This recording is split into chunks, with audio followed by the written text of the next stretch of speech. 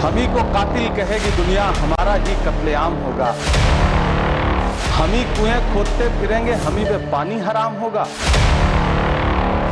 मैं इस सदन में अलग ऐलान ये कहता हूं कि जब भी इस देश की जमीन को लहू की जरूरत होगी, आपसे 2 कदम आगे इमरान खड़ा मिलेगा। ये मैं आपसे यकीन दिलाते हुए कह रहा हूं। निसार में तेरी गलियों पे है वतन, जहां चली है रिवाजों गैर कि कोई ना सर उठाकर चल सके। ये वही सरकार है जिसने राम जन्मभूमि ट्रस्ट में ये लिख दिया कि जिला अधिकारी भी अगर होगा तो हिंदू होना चाहिए। कोई मुझे बताए कि वहां पर सेक्युलरिज्म का रस क्यों नहीं घोला गया। मैं गांधी की तरह इस कानून को फाड़ता हूं। ये अनकॉन्स्टिट्यूशनल है सर। इस देश में झगड़े पैदा करने का काम बीजेपी करना चाहती है। मैं आज जद पे हूं तो इतना खुशगुमान ना हो, चिराग सबके बुझेंगे, हवा किसी की नहीं। वक्फ बिल संसद से पास हो चुका है, यानी कानून बनना तय हो चुका है, लेकिन वक्फ पर चिराग घमासान खत्म होने का नाम नहीं ले रहा है। देश भर में इसके खिलाफ प्रदर्शन जारी है। सुप्रीम कोर्ट में बिल के खिलाफ याचिका भी दायर हो गई है। लेकिन जब वक्फ बिल पर संसद में बहस हो रही थी तो कुछ चेहरे मुसलमानों की आवाज बनकर गरज रहे थे, फिर चाहे वो लोकसभा हो या फिर राज्यसभा हो। अब तक असदुद्दीन ओवैसी को सरकार के खिलाफ बेहद आक्रामक तरीके से मुसलमानों के हक की बात करते हुए आपने देखा होगा। लेकिन इस बार कांग्रेस के सांसद इमरान प्रतापगढ़ी से लेकर समाजवादी पार्टी की इकरा हसन तक ने हुंकार भरी है। सवाल यह है कि क्या ये नए चेहरे मुसलमानों के नए नेता बनकर उभरेंगे? क्या मुसलमान इन्हें ओवैसी की तरह अपनी आवाज मानेंगे? हम इसी सवाल का जवाब ढूंढ रहे हैं कि क्या ये चेहरे मुसलमानों के मसीहा बन जाएंगे।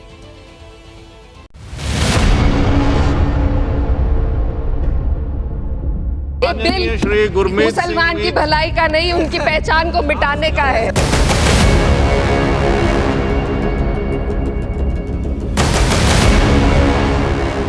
सरकार ने इस बिल का नाम उम्मीद रखा है। नहीं मंत्री जी, न तो ये बिल मुसलमानों के लिए नई उम्मीद है और न ही उम्मीद की नई किरण।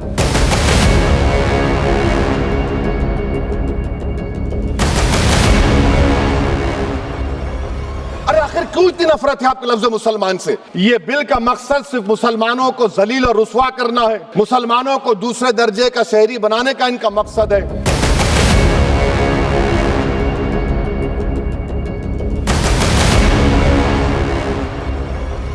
संसद के भीतर वक्फ पर गरजती जिन आवाजों को आपने सुना, क्या वो हिंदुस्तान में मुसलमानों के नए नायक बनने वाले हैं? पूरे देश को, पूरी दुनिया को पता है पोलराइजेशन देश में होता है तो किसका फायदा होता है करके।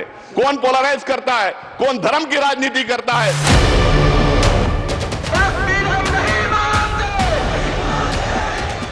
देश का वो मुसलमान जो वक्फ बिल के खिलाफ सड़कों पर खड़ा है।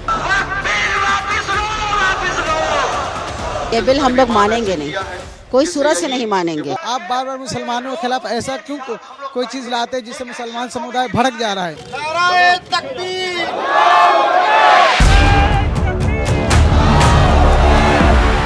लुधियाना से लेकर मुंबई तक जिन मुसलमानों ने वक्फ बिल के विरोध में झंडा उठा रखा है, क्या उनकी आवाज अब ये चेहरे बनने वाले हैं?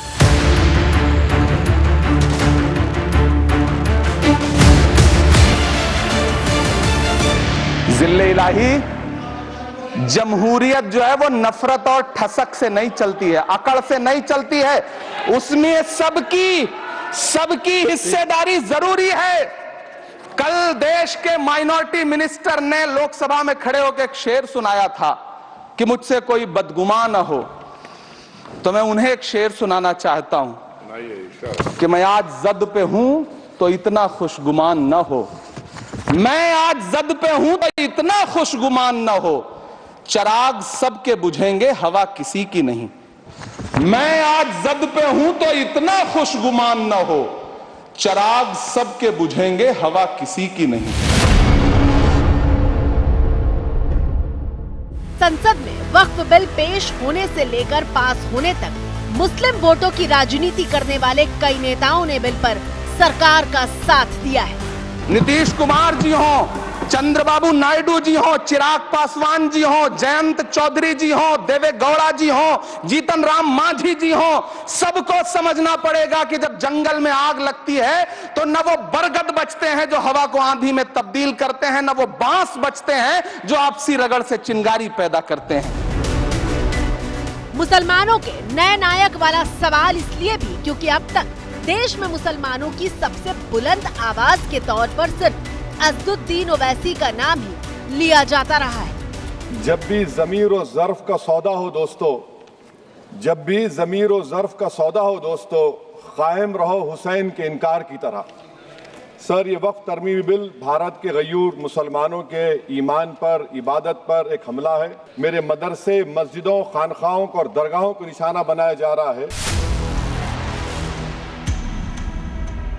ओवैसी जो डंके की चोट पर दावा करते हैं कि मुसलमानों के हक की बात करने वाली देश में उनसे बड़ी कोई आवाज नहीं है। आर्टिकल 25 मुझे इस बात की इजाजत देता है, मैं अपना दीन तुमसे नहीं सीखूंगा, मैं उन लोगों से दीन नहीं सीखूंगा जो मुझे मेरी शनाख्त को खत्म करना चाहते। मुद्दा चाहे औरंगजेब की कब्र से जुड़ा हो या फिर वक्फ बिल से, विरोध करते हुए ओवैसी कभी ये बताना नहीं भूलते कि वो कितने बड़े वतन परस्त हैं। लोग जो हमको थप्पड़ मार रहे हैं ना, याद रखो अल्लाह अपनी कुदरत से तुमको शिकस्त देगा और हम गालिब होंगे इंशाअल्लाह होता। वो डरपोक थे जो पाकिस्तान को भाग गए, ये जियालों की औलाद है, भागने वालों की औलाद नहीं है। वक्फ बिल के मुद्दे पर ओवैसी शुरू से ही आग बबूला दिखाई दिए थे। बिल पेश होने से लेकर पास होने तक ओवैसी बिल के खिलाफ मोर्चा बुलंद करते रहे और इसे मुसलमानों के खिलाफ बताते रहे। अच्छा, अगर कोई क्रिश्चियन हिंदू धर्म कबूल करता है तो क्या वो मंदिर को दे सकता प्रॉपर्टी? फिर भारत के संविधान में आर्टिकल 300 क्यों है सर? राइट टू इक्वालिटी क्यों है? फ्रीडम ऑफ रिलीजन क्यों है? बिल पास हो चुका है लेकिन ओवैसी ने कदम पीछे नहीं खींचे हैं। एबीपी न्यूज से बात करते हुए ओवैसी ने कहा कि वो आखिरी मोर्चे तक डटे रहेंगे। आप तो लाए हैं कानून, आपने बना दिया, मगर आपने इन तमाम भारत के फंडामेंटल राइट्स को उसको वायलेट करके आपने इस तरह का अनकॉन्स्टिट्यूशनल बिल बनाया है, इसलिए हम इसकी मुखालिफत कर रहे हैं। चंद्रबाबू नायडू 10 साल सत्ता के बाहर रहे, अब ये जो उनका फैसला पासवान का, नीतीश कुमार का, नायडू का, अजीत पवार का, मांझी का और कुमारस्वामी का हुआ, ये खमियाजा भुगतेंगे पॉलिटिकली इंशाअल्लाह। पिछले कई सालों में ओवैसी ने देश में अपनी पहचान सत्ताधारी पार्टी बीजेपी पर सबसे तीखे हमले करने वाले चेहरे के तौर पर बनाई है। ओवैसी को मुसलमान बहुत ध्यान से सुनता भी है क्योंकि वो सिर्फ धर्म की बात नहीं करते, धर्म की चादर में तथ्य और तर्क से भरी तकरीरें पेश करते हैं। सब जितने हिंदू धर्म के प्रॉपर्टीज है, सिख धर्म के, बौद्ध के है और आपके जैन के, वहां पर उन्हीं के मजहब का ऑफिसर होगा। और कहां पर नहीं होगा? वक्फ बोर्ड में। Waqf board is a pure religious institution, इसको समझने की जरूरत है। वक्फ बिल पर जब संसद के भीतर बहस हो रही थी तो लोकसभा में असदुद्दीन ओवैसी के बाद राज्यसभा में कुछ ऐसी आवाजें सुनाई दी जिसने पूरे देश का ध्यान खींचा। ऐसा ही एक नाम था महाराष्ट्र से कांग्रेस के राज्यसभा सांसद इमरान प्रतापगढ़ी का। इमरान प्रतापगढ़ी उर्दू और हिंदी के कवि हैं, लेकिन ये कवि जब सदन में अपनी बात रख रहे थे तो ऐसा लग रहा था कि मानो बिल के खिलाफ मुसलमानों की आपत्तियों पर एक कविता पढ़ रहे हो, जिसमें सरकार पर हमले भी थे, गुस्सा भी था, गुजारिश भी थी और तथ्य भी थे। हम तो वो तारीख है, जहनों में रहना है जिसे, कागजी पुर्जे नहीं जो फाड़ डाले जाएंगे। जिस जमीन पर मैं खड़ा हूं ये मेरी पहचान है। आप आंधी हैं तो क्या मुझको उड़ा ले जाएंगे? इमरान प्रतापगढ़ी ये नाम किसी पहचान का मोहताज नहीं है, लेकिन सदन में 15 मिनट तक प्रतापगढ़ी ने वक्फ बिल पर जो भाषण दिया वो पूरे देश में चर्चा बन गया है। आपको अपने बच्चों की तरक्की, खुशहाली और नौकरी की दरकार है या फिर मुसलमानों की दान की गई जमीनों को लूटकर धन्ना सेठों को देने की साजिश करने वाले कानून की? सभापति महोदय, ये सरकार रात के 3 बजे तक पूरे देश को जगा करके संसद में अपने ही नागरिकों को नीचा दिखाने के लिए वक्फ बिल ला रही थी, तो उधर रात के 1:30 बजे अमेरिका हम पर 26% टैरिफ लगा रहा था। कांग्रेस के राज्यसभा सांसद इमरान प्रतापगढ़ी बार बार अपने भाषण में सरकार से सवाल पूछ रहे थे कि मुसलमानों के साथ परायों जैसा बर्ताव क्यों किया जा रहा है। किरण रिजिजू जी कह रहे थे कि रेलवे की जमीनें देश की जमीनें हैं, डिफेंस की जमीनें देश की जमीनें हैं। हां मंत्री जी हैं, बिल्कुल हैं।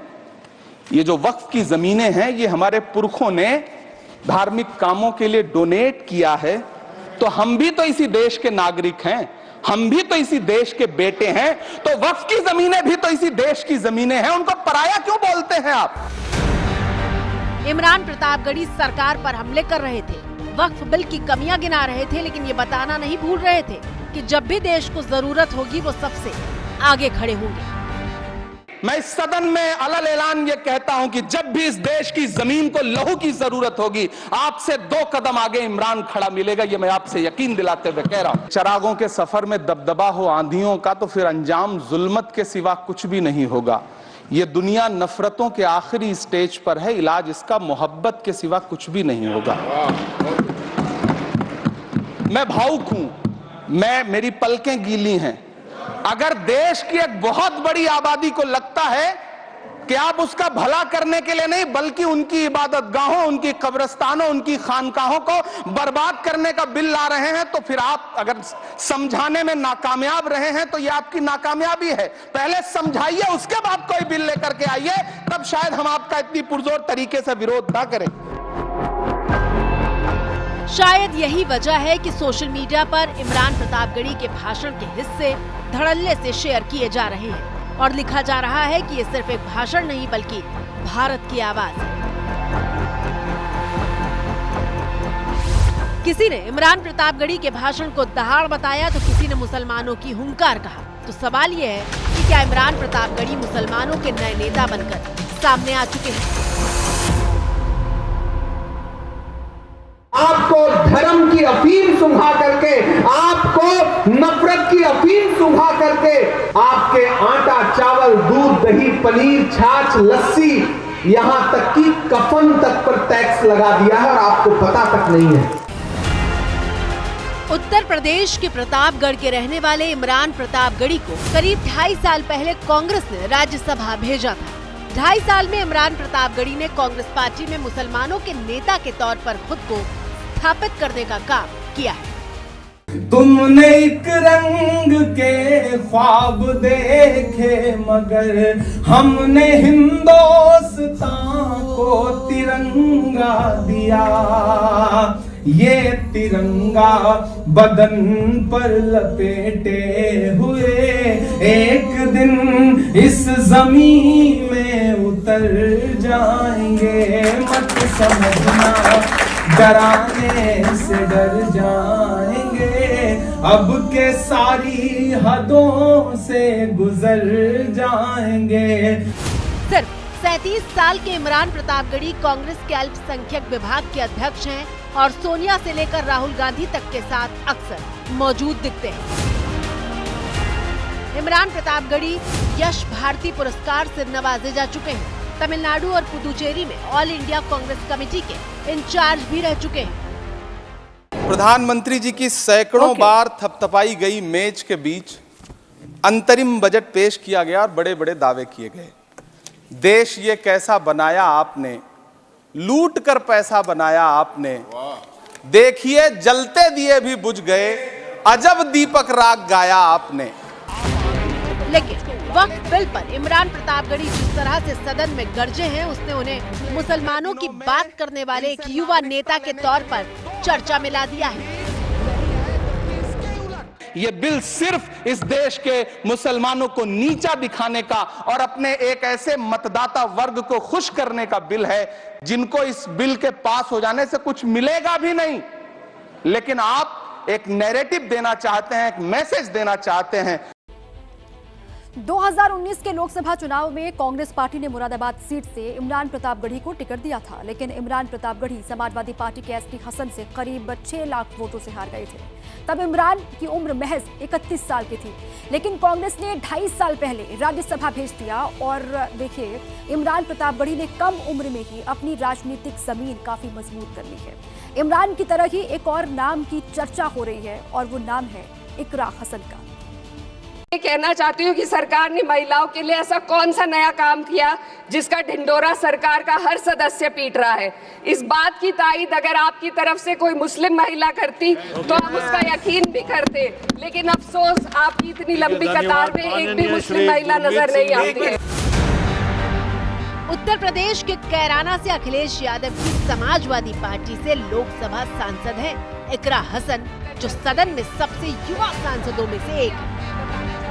मैं सबसे पहले दाद देना चाहती हूँ इस बिल के टाइमिंग की कि अभी ईद की रौनक बुझी भी नहीं थी और हमारी जड़ों पर एक नया फरमान लाया गया। पहले उत्तर प्रदेश में मुसलमानों को नमाज पढ़ने पर रोक लगाई और फिर सौगात में ये बिल लाया गया। छोटी छोटी चीजों में 2024 में इकरा हसन पहली बार चुनाव जीतकर संसद पहुंची हैं, लेकिन वक्फ बिल पर करीब 6 मिनट के अपने भाषण में उन्होंने ऐसी छाप छोड़ी कि राजनीतिक गलियारों से लेकर सोशल मीडिया तक इकरा हसन के नाम की चर्चा हो रही है। सरकार इसे एक सेक्युलर बॉडी मान रही है और इसमें गैर मुस्लिमों को शामिल करने की बात कह रही है। आपके मुंह से सेक्युलरिज्म की बात सुनकर अच्छा लगा, लेकिन अगले ही पल ये भ्रम टूट जाता है, क्योंकि आपको सिर्फ दान देने के लिए प्रैक्टिसिंग मुस्लिम का आपने क्लॉज डाला है, लेकिन बोर्ड में बैठने के लिए मुस्लिम होने की कोई आपकी क्लॉज नहीं है।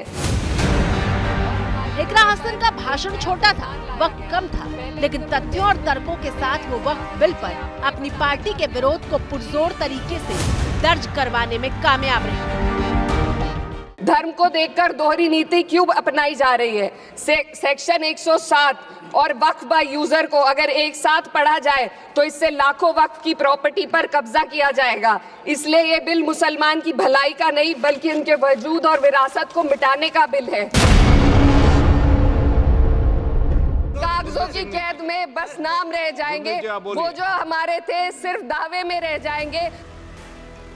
37 साल की इकरा हसन लंदन से पढ़ाई करके लौटी हैं। इकरा राजनीतिक परिवार से आती हैं, या यूं कह लीजिए कि राजनीति के दांव पेच उन्हें विरासत में मिले हैं। इकरा हसन के दादा, पिता और मां सांसद रह चुके हैं। इकरा के बड़े भाई नाहिद हसन लगातार तीसरी बार विधायक हैं। साल 2022 के यूपी विधानसभा चुनाव में इकरा ने अपने भाई के लिए उस वक्त प्रचार किया था जब वो जेल में थे। नाहिद हसन विधायक का चुनाव जीत गए थे और अब मुसलमानों की नई आवाज के तौर पर उनके नाम की चर्चा शुरू हो गई है। जिन नए चेहरों की बात हम कर रहे हैं उसमें अगला नाम कांग्रेस के सांसद सैयद नसीर हुसैन का है। कर्नाटक से आने वाले नसीर हुसैन जेपीसी में भी शामिल थे और इसलिए वक्फ बिल पर जब नसीर हुसैन ने बोलना शुरू किया, सरकार की दलीलों को तथ्यों के जरिए खारिज किया। बहुत सारे भारतीय जनता पार्टी के नेताओं ने जेपीसी की बात की। जेपीसी गठित हुई, आप लोगों ने मुझे भी सदस्य बनाया था, मौका दिया था वहां पे काम करने का। पहले जब शुरू हुआ, स्टेक होल्डर्स आने लगे, एक्सपर्ट्स आने लगे, एकेडमिशियंस आने लगे, तो उसमें 97-98% लोग आके बिल के खिलाफ बात रखे। उन्होंने तर्क दिया, उन्होंने रीजंस दिया। जब इनको पता चल गया कि बिल के फेवर में कोई आ नहीं रहा है, पूरा बिल के खिलाफ लोग आके डिपोज कर रहे हैं, आप इनको पूछिए कि 1 लाख जो है आंकड़ा दे रहे हैं, कितने लोग उसमें बिल के फेवर में, कितने बिल के खिलाफ है। आज वो सदन के पटल पर रख दें तो देश को पता चल जाएगा कितने लोग उस बिल का अपोज किया था।